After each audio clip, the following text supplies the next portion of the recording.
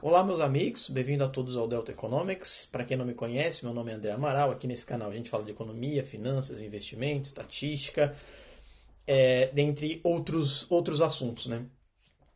Hoje o tema do vídeo é sobre a queda na taxa de lucro, o impacto que essa possível queda, né, ou essa já existente queda na taxa de lucro tem no valor das ações, né, que são negociadas aí no Ibovespa. Mas, primeiramente, antes de a gente entrar mais nesse detalhe, eu quero discutir alguns pontos importantes. E o principal ponto que eu quero conversar com vocês é a respeito de qual o processo anterior ao processo de valuation de uma determinada empresa na perspectiva do investidor, né? O que pelo menos eu gosto de fazer antes de abrir um balanço patrimonial ou uma DRE, ou para quem gosta de análise fundamentalista, claro, né? Então a gente vai tratar de assuntos diferentes, mas a gente vai abordando etapa por etapa para deixar a coisa mais simples. Antes da início de fato no vídeo, né, e detalhar mais todo esse contexto, eu peço, se você curtir, né, o vídeo, se gostar do conteúdo, peço que você curta aí, compartilhe com seus amigos, curta o vídeo também, que se inscreva no canal, porque isso é muito importante para a continuidade do canal e dos vídeos, né? E eu espero que todos que me seguem aqui estejam absorvendo bastante coisa. Bom, pessoal, então vamos lá, vamos por partes, né? Vamos por etapas.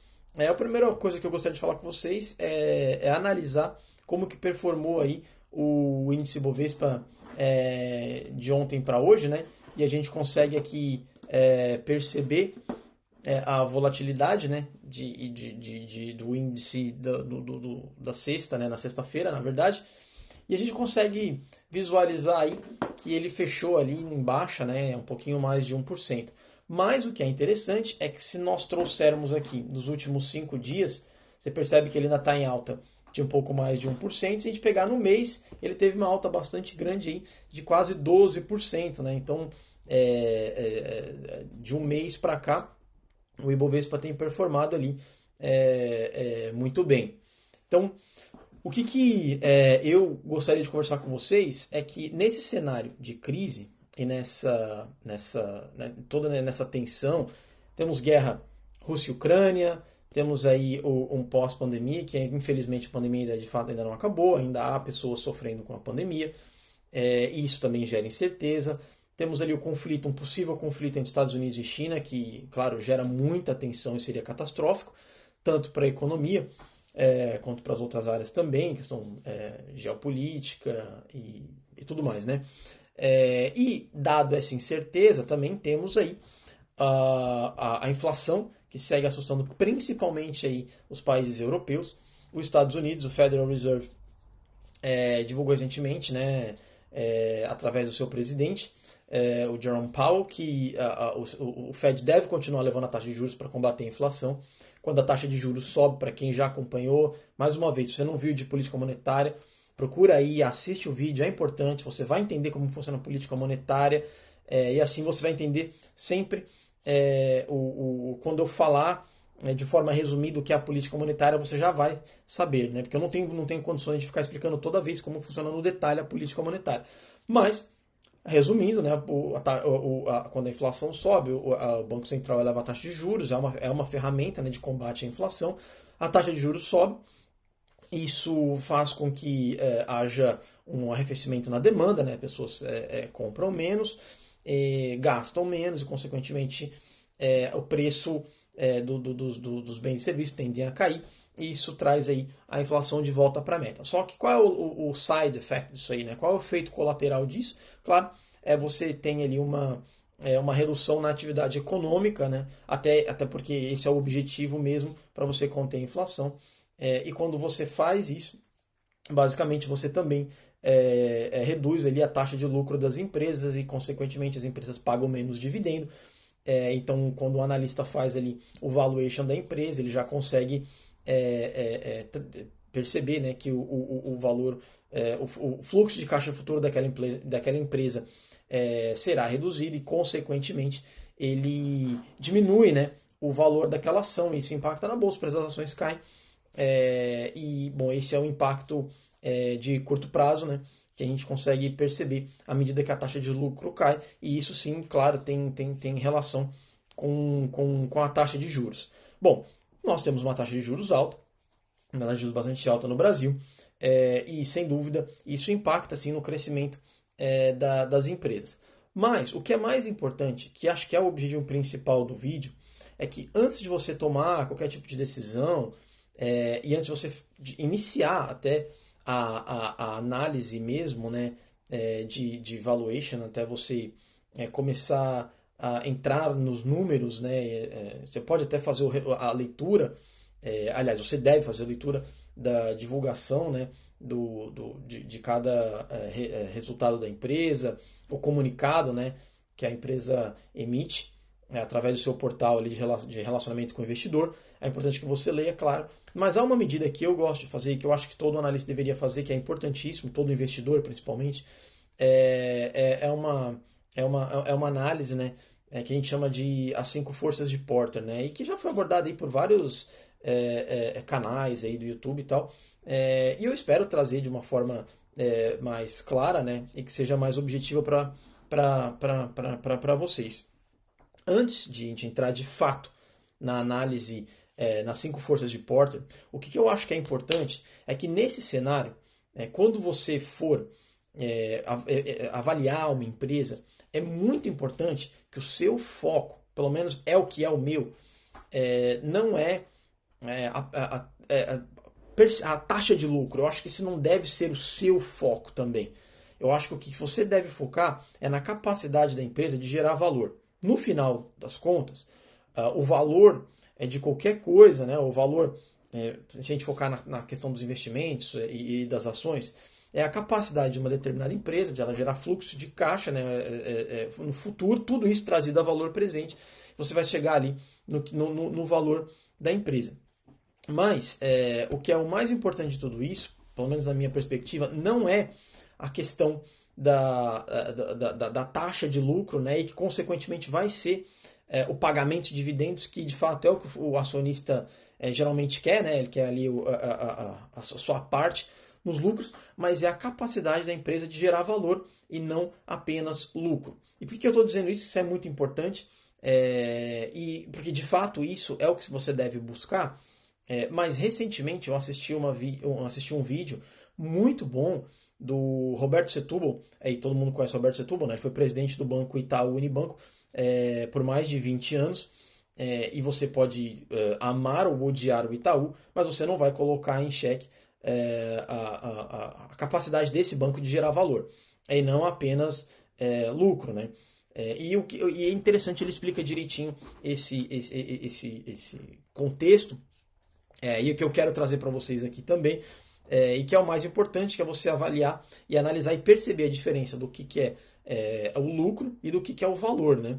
Então, a gente pode pensar em várias coisas, mas o que a gente pode analisar de forma prática é que todo mundo, você já deve, eu tenho certeza que você já passou por isso, e assim que eu der esses detalhes, você já vai lembrar, certamente vai vir alguma empresa na sua cabeça. Eu não vou dar nomes aqui, mas você vai perceber. Então você pode perceber assim, em um determinado ano, há sempre alguma empresa que traz um produto inovador, e esse produto bomba, viraliza. Eu lembro, na minha época de escola ainda, de uma marca de roupa que lançou um calçado. Era um calçado estilo surfista, tal. Aquilo, cara, aquilo bombou.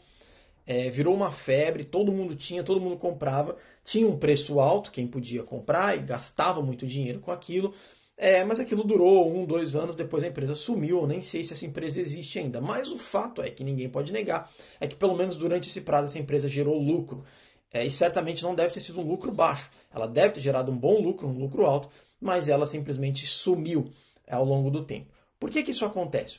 Porque enquanto essa empresa gerava lucro, ela focava apenas no lucro, ela não focava na geração de valor. E isso é o que faz isso é o que faz toda a diferença no crescimento sustentável e numa geração de lucro sustentável de qualquer empresa.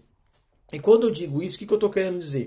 Eu estou querendo dizer que essa empresa deve ter visão, sem dúvida alguma. Ela deve ter uma boa imagem, e essa imagem está relacionada, claro, à sua reputação. E para que ela tenha reputação, é importantíssimo que ela continue no seu processo de investimento, investimento em tecnologia, com certeza, em inovação, que isso está atrelado certamente a uma taxa de lucro perene, né? E muito importante também, ela deve focar no seu custo. Se ela quiser fazer uma redução de custo, pode, mas uma redução de custo sem perder sua qualidade. Se possível, aumentando a qualidade do seu produto. Porque há muitas empresas que focam na redução de custo, poucos se importando com a qualidade do seu produto. Na verdade é que ao longo do tempo você vai perceber que qualquer produto que viraliza e que começa a crescer, ele atrai novos concorrentes, e se esses novos concorrentes trouxerem um produto semelhante com uma qualidade melhor, é bem provável que essa empresa seja substituída. Bom, então já falei para vocês aí a questão e a diferença entre valor e lucro, certo? E agora vamos analisar então, no caso, as 5 forças de Porter, porque isso está totalmente relacionado, né? Então, eu trouxe esse site, o site chama siteware.com.br, eu vou colocar na descrição depois para quem quiser ler detalhes. Eu achei muito interessante essa abordagem, por isso que eu trouxe esse site. Quem escreveu aparentemente essa matéria, quem criou esse conteúdo, foi a Luísa Pinho, e ela faz um resumo bastante interessante que eu vou dar a minha interpretação também, e a gente discute isso juntos, né? Então, o que seria essas 5 forças de Porter? Então, toda empresa ela deve analisar isso para ela entender o seu ambiente de mercado, né? E isso é muito importante que você, como investidor e, portanto, dono da empresa, tem e deve fazer essa análise também, até para você entender melhor onde a empresa que você investe está inserida, né? Então, primeiro das 5, né, qual que é a primeira que eu colocaria? A primeira é o poder de negociação dos seus fornecedores. E por que isso é importante? Porque a capacidade do seu fornecedor de negociar com você pode influenciar no seu custo de produção. E tudo aquilo que influencia no seu custo de produção, certamente seu custo de produção aumenta, você repassa, e se você repassa, o seu preço, o preço do seu produto aumenta, e aí você tem que entender qual é a capacidade do seu produto de absorver esse aumento nesse preço. E aí é um detalhe interessante. Muito importante para quem gosta de economia, para quem é da área de economia, aí entra um detalhe, uma matéria, né, um assunto na área de microeconomia que é muito importante, que é a elasticidade de preço da demanda, que nós abordamos curiosamente no último vídeo, né? Eu resolvi um exercício de elasticidade de preço da demanda, e ele vai exatamente trazer esse conceito, né? Então, quando o empresário se pergunta, cara, eu vou aumentar meu preço, então até onde eu posso ir sem perder a minha taxa de lucro, né? Sem reduzir a minha demanda, então você vai calcular a elasticidade de preço da demanda do seu produto para que você consiga ajustar o seu preço de forma que você acabe não perdendo, né? A sua demanda, né? Então isso é muito importante. Se você não assistiu o vídeo, sugiro que você assista o último vídeo, né? Resolva o exercício também para quem é da área de economia e gosta, que e isso é muito legal e muito interessante e vai te ajudar também a entender aí a capacidade aí do seu produto de absorver um aumento no custo, né? Então a capacidade do seu fornecedor de barganhar ali com você, ela é importante porque ela impacta o seu custo de produção. A segunda, importantíssima também, a ameaça de entrada de novos concorrentes, né? Então, os mercados eles se diferem, né? São de fato diferentes. Então, eu vou dar um exemplo aqui simples, né? Pensa no mercado eletrodoméstico, né? Eletrodoméstico linha branca. Imagina você tem um capital sobrando e você tem essa vontade, você quer abrir uma loja de eletrodoméstico. Qual é a dificuldade de você conseguir abrir essa loja? Não é muito, certamente. Você tendo capital, você vai alugar ali um determinado galpão, ou se for uma loja online, mais fácil ainda, mas o fato é que você vai precisar ali adquirir os seus produtos para que você consiga revendê-los, né? Então, questão burocrática, não há muita complexidade na abertura dessa empresa e até na questão do negócio em si, né? Então você não vai ter muitas barreiras de entrada caso você queira enveredar por esse caminho. Mas se você levar em consideração, por exemplo, empresas como essas empresas que refinam petróleo, as empresas de extração de petróleo, por exemplo, é extremamente complexo. Primeiro, porque o custo é altíssimo. Segundo, porque a OPEP ela vai regulamentar esse mercado e a gente sabe que é muito, muito, muito difícil, né? As exigências são enormes, então é um mercado muito difícil de você conseguir entrar, né? Então é um mercado altamente regulamentado e, portanto, a barreira de entrada é muito difícil. Assim como bancos também, o Banco Central tem uma forte regulamentação e isso é muito discutido. Quem está na área de economia certamente já leu bastante paper sobre isso, né? A questão e a dificuldade, né, de criar concorrência, né, no setor financeiro, né? E isso, sem dúvida alguma, ajuda os atuais players, né? Porque eles conseguem dividir ali o mercado entre poucos bancos.